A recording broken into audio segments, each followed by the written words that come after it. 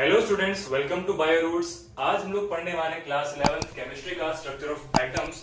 तो with this hope you are doing well in your studies. Let's get started. The structure of atom में पहले हम लोग पढ़ने वाले हैं डिस्कवरी ऑफ इलेक्ट्रॉन के बारे में। डिस्कवरी ऑफ इलेक्ट्रॉन के ऊपर आते हैं। ये जो टॉपिक हमारा है डिस्कवरी ऑफ इलेक्ट्रॉन, इसको पहली बार डिस्कवर किया था फैराडे ने। फैराडे का हम लोग जानते हैं फिजिक्स और केमिस्ट्री में बहुत जगह अपना कंट्रीब्यूशन है। यहां पर उन्होंने डिस्कवरी ऑफ इलेक्ट्रॉन के बारे में एक बहुत ही फेमस एक्सपेरिमेंट किया था जिसको हम लोग बोलते हैं कैथोड रे एक्सपेरिमेंट। अब इस कैथोड रे एक्सपेरिमेंट के ऊपर आए तो इन लोगों ने बहुत ही सिंपल स्ट्रक्चर का सहायता लिया था।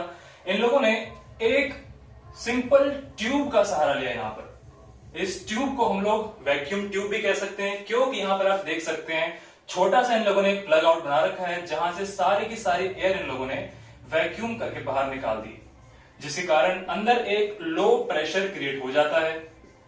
अब इस लो प्रेशर के चलते इन लोगों ने इसके बाद यहां पर क्या किया, इन लोगों ने एक मेटेलिक शीट यहां पर, एक मेटेलिक शीट यहां पर, इसको कनेक्ट किया गया यहां पर एक हाई वोल्टेज बैटरी के साथ। अब ये जो हाई वोल्टेज बैटरी थी, इसका एक नेगेटिव टर्मिनल और एक पॉजिटिव टर्मिनल, जिस हिस्से में इसका नेगेटिव टर्मिनल कनेक्टेड था इस पार्ट को इन लोगों ने कैथोड कहा। ठीक है, we all know cathode is that part where reduction happens, and on the right side we have anode where oxidation is taking place.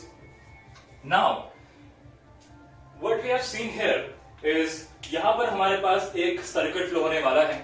अब इस केस में देखने को मिला हमें यहां पर ये सर्किट वैसे देखने में हमें कंप्लीट नहीं लगता है, बट इनको कैसे पता लगा कि ये सर्किट यहाँ पर कंप्लीट हो रहा है, ये हम लोग वैसे पता कर सकते हैं। बीच में अगर आप कोई भी एक एमीटर जोड़ दें तो इस एमीटर की सहायता से बता सकते हैं कि ये सर्किट कंप्लीट हो रहा है। अच्छा, अब इस कैथोड रे एक्सपेरिमेंट से पहले यहाँ पर हम ये जानते थे कि पॉजिटिव चार्ज क्या होता है, नेगेटिव चार्ज क्या होता है, बट हमें ये नहीं पता था कि इलेक्ट्रॉन के फ्लो पे इलेक्ट्रॉन ही, आपका करंट के फ्लो पे इलेक्ट्रॉन ही कंट्रीब्यूट करता है। बट आफ्टर दिस एक्सपेरिमेंट हम ये लोग श्योरली कह सकते थे कि हमारा करंट के फ्लो में इलेक्ट्रॉन का ही हाथ होता है। अब इस पे जब इन्होंने एक्सपेरिमेंट किया, उनको दिखाई पड़ा कि हाई वोल्टेज बैटरी कनेक्ट करने के बावजूद हमारा यहाँ पर जो एक सर्किट कंप्लीट हो रहा था। अब ये कैसे पॉसिबल था, क्योंकि हम लोग देख रहे हैं यहाँ पर जो बीच वाला हिस्सा है, आप देखिए यहां से लेकर के यहां तक, क्या यहाँ पर कोई मीडियम है? अब जब कोई मीडियम नहीं है, ये सर्किट आपका ओपन सर्किट होना चाहिए था। अब इस ओपन सर्किट के होने के बावजूद यहां पर इस सर्किट पूरा कर कौन रहा था?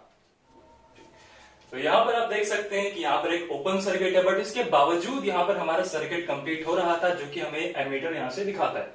तो फैराडे ने यहां पर कंक्लूड किया कि यहां पर कुछ तो है जो कि आपका यहां से यहां तक फ्लो हो रहा है, या फिर यहां से यहां तक फ्लो हो रहा है। अब हम लोग ये जानते थे कि एटम्स के कुछ सब एटॉमिक पार्टिकल्स होते हैं, बट हम सिर्फ एक पॉजिटिव चार्ज और एक नेगेटिव चार्ज के बारे में जानते थे, बट हमें ये नहीं पता था कि इसके बीच में फ्लो कैसे कर रहा है, यहाँ पर क्या चीज है जो कि आपके सर्किट को कंप्लीट कर रही है। तो इसका पता लगाने के लिए उन्होंने कुछ फ्लोरेसेंट मटेरियल का इस्तेमाल किया। फ्लोरेसेंट मटेरियल आप ऐसे समझ सकते हैं कि ये एक ऐसा मटेरियल है, जैसे कि एग्जाम्पल के तौर पर आप ले लीजिए जिंक सल्फाइड। इसमें क्या होता है, लिख देते हैं यहां पर हमारा फ्लोरेसेंट मटेरियल। इसको आप फ्लोरेसेंट मटेरियल, या फिर इसका एक और नाम है, आप इसको फोस्फोरेसेंट मटेरियल भी कह सकते हैं। अब ये फोस्फोरेसेंट मटेरियल या फिर फ्लोरेसेंट मटेरियल का काम क्या होता है? ये बेसिकली ऐसा मटेरियल है कि जिस पर आपको ऐसे एनर्जी पार्टिकल्स मारते हैं, ठीक है, तो ये जो है ग्लो करने लगता है। अब इन्होंने क्या किया, इन्होंने यहां पर बारी बारी से, पहले कैथोड पर इन्होंने, उसके बाद फिर एनोड पर, बारी बारी से इन्होंने इस फ्लोरेसेंट मटेरियल को यहां पर चिपका दिया एक तरीके से। अब इन्होंने क्या किया, देन इन्होंने ये जो आपकी कैथोड टर्मिनल था, इस पर एक होल कर दिया, इस होप में कि अगर कुछ ऐसा है जो कि यहां से इस तरफ फ्लो कर रहा है, तो वो जो है आपका इसके बीच में से पार होकर के आपके फ्लोरेसेंट मटेरियल पर पड़ेगा और इस फ्लोरेसेंट मटेरियल को ग्लो करवाएगा। ठीक है, अब जब इन्होंने पहले यहां पर कैथोड में इस फ्लोरेसेंट मटेरियल को लगाया, तो उन्हें देखने को मिला कि यहां पर कोई भी हमें ग्लो देखने को नहीं मिल रहा है, मतलब कि कुछ ऐसा जो कि यहां से फ्लो कर रहा होगा, इधर ऐसा कुछ भी नहीं था हमारे पास। तो यहां पर फिर इसके बाद जब ये एक्सपेरिमेंट उनका फेल हो गया, तो उन्होंने क्या किया, इसी फ्लोरेसेंट मटेरियल को उन लोगों ने एनोड की साइड पे यहां पर लगाया। अब जब इसको यहां पर लगाया गया उसके बाद यहां पर भी एक होल किया, इस होप में कि यहां से अगर कुछ फ्लो करता है तो वो जो है आपका इस छोटे से होल से होकर गुजरेगा और आपके इस फ्लोरेसेंट मटेरियल पर पड़ेगा। जब ये इस फ्लोरेसेंट मटेरियल पर पड़ेगा तो वहां पर एक आपको ग्लो देखने को मिलेगा, और हुआ भी ऐसा ही। ठीक है, जैसे यहां पर आपको नहीं देखने को मिला, क्यों? क्योंकि यहां से कुछ फ्लो ही नहीं कर रहा था, बट इस साइड में ये ग्लो किया। ठीक है, यहां पर आपको एक ग्लो देखने को मिला, हल्का सा ग्लो, क्योंकि फ्लोरेसेंट मटेरियल आप यहां पर ज्यादा इस्तेमाल नहीं कर सकते हैं, तो थोड़ा सा ग्लो यहां पर देखने को मिला। अब इस ग्लो के कारण उनको ये श्योर हो गया कि देयर इज समथिंग जो कि आपका इस कैथोड से एनोड की तरफ जा रहा है। ठीक है, वो इस कैथोड से एनोड की तरफ जा रहा है, जो भी है। ठीक है, जैसे उन्होंने पहले यहां पर कंक्लूड किया कि एनोड से कैथोड जा रहा होगा, बट ये एक्सपेरिमेंट उनका फेल हो गया। तो एनोड पर यहां पर आपको देखने को मिल जाएगा एक फ्लोरेसेंट मटेरियल ग्लो करता हुआ। इससे उन्होंने एक चीज कंक्लूड की कि आपका कुछ तो पार्टिकल ऐसा है जो कि कैथोड से एनोड की तरफ जाता है। बाद में इन लोगों ने इसी को नाम दे दिया इलेक्ट्रॉन। अब इलेक्ट्रॉन टर्म आप लोग देख सकते हैं, इलेक्ट्रॉन टर्म इसको दिया था term by G J Stoney. तो इलेक्ट्रॉन टर्म हमें दिया था जी जे स्टोनी ने। ठीक है, ये है आपका एक्सपेरिमेंट डिस्कवरी ऑफ इलेक्ट्रॉन के बारे में। कुछ चीजें पता लगी हमें, जैसे कि आपका जो एक मटेरियल है जो कि यहां से फ्लो करने वाला है वो एक नेगेटिव चार्ज, और आप जानते हैं कैथोड पर आपका नेगेटिव चार्ज इस केस में देखने को मिल रहा है। वैसे आप कैथोड की डेफिनेशन देख सकते हैं, अलग होती है, बट यहां पर पता लगा कि कोई चीज है जो कि आपकी यहां से यहां तक जाती है। एक बार हम क्विक रिवीजन देते हैं जो भी हमने इस केस में समझा है। सो स्टूडेंट्स, हम यहां पर समराइज कर लेते हैं जो भी हमने इधर पढ़ा है। पहला आपका पॉइंट कहता है cathode rays start from cathode and move towards the anode. ठीक है, अब कैथोड रेज क्या होती हैं? ठीक है, लेट्स समराइज। हमने जो पिछला डायग्राम पढ़ा था, एक बार मैं उसको दोबारा बना देता हूं ताकि आपको एक बेटर लुक मिले इस चीज का। छोटा सा डायग्राम में समझ में क्या है इसके अंदर। फर्स्ट ऑफ ऑल, ये हमारा ट्यूब था जिसको हमने वैक्यूम कर रखा था। आप जानते हैं सारी एयर मैंने यहां से एक्सपेल आउट कर दी थी। नाउ उसके बाद मैंने यहां पर एक कैथोड लिया था, एक एनोड लिया था। ठीक है, और उसके बाद उसको मैंने एक हाई वोल्टेज बैटरी के साथ कनेक्ट कर दिया था।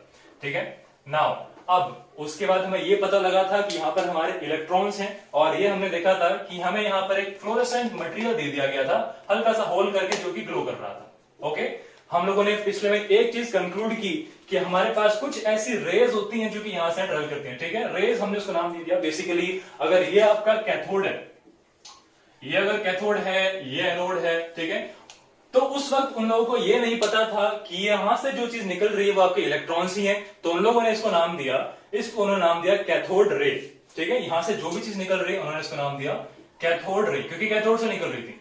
ठीक है, कैथोड रे बोल दो या फिर कैथोड पार्टिकल बोल दो। अब यहां से आपकी कैथोड रेज निकल करके एनोड की तरफ जा रही है, तो यहां पर आपसे कहता है cathode ray start from cathode and move towards the anode. Okay, first point clear है। उसके बाद आता है सेकंड पॉइंट के ऊपर, in the absence of electric and magnetic field these raise travel in straight lines. ठीक है, अब इस लाइन का क्या मतलब है? कहता है अगर आपके पास इलेक्ट्रिक या फिर मैग्नेटिक फील्ड का इन्फ्लुएंस कोई नहीं होता है तो यहां पर ये लाइंस आपकी स्ट्रेट लाइन में जाती है। ठीक है, अब इलेक्ट्रिक फील्ड और मैग्नेटिक फील्ड के इन्फ्लुएंस का क्या मतलब है यहां पर? ठीक है, आपको थर्ड पॉइंट में ये कहता है कि अगर आपके पास इलेक्ट्रिक और मैग्नेटिक फील्ड प्रेजेंट होते हैं तो behaviour of cathode rays is similar to that of expected from a negatively charge particle. ठीक है, समझ लेते हैं कि हम लोग इस डायग्राम में हम इलेक्ट्रिक या मैग्नेटिक फील्ड लगाएंगे कैसे। ठीक है, लेट्स से ये हमने सेटअप तैयार किया है, उसके बाद मैंने यहां पर एक पोलैरिटी तैयार कर दी, पॉजिटिव का इधर रख दिया मैंने कंडक्टर और नेगेटिव का इधर रख दिया। ठीक है, तो आप लोग जानते हैं इलेक्ट्रिक फील्ड हमेशा आपका पॉजिटिव से नेगेटिव तरफ फ्लो करता है, तो एक यहाँ पोलैरिटी बन चुकी है, इलेक्ट्रिक फील्ड आपका तैयार हो चुका है यहाँ पर।